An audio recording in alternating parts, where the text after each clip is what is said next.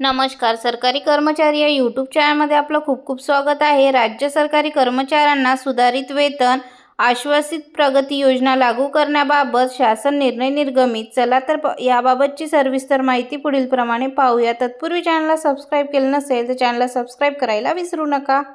राज्यातील वर्ग 4 कर्मचाऱ्यांचे विविध प्रलंबित मागण्या पूर्ण व्हाव्यात याकरिता राज्य सरकारकडे निवेदनपत्र सादर करण्यात आले आहे.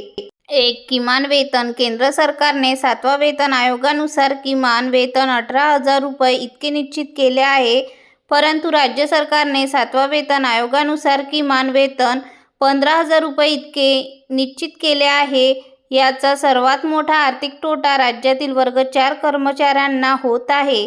यामुळे केंद्र सरकारप्रमाणे किमान वेतन 18,000 रुपये इतके करण्यात यावे अशी मागणी करण्यात आली आहे.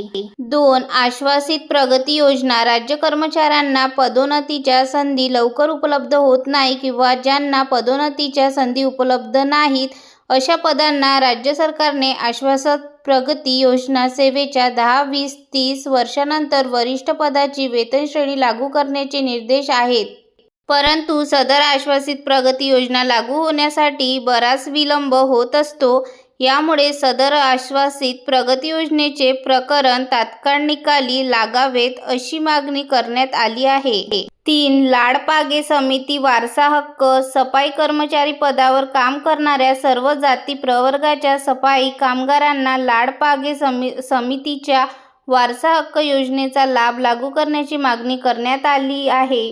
4. Dress code. प्रादेशिक मनोरुग्णालय व जिल्हा सामान्य रुग्णालय संस्थांमधील चतुर्थ श्रेणी महिला कर्मचाऱ्यांचा ड्रेस कोड बदलून त्यांना साडीऐवजी सलवार कुर्ता देण्याची मागणी करण्यात आलेली आहे. 5. पदभरती.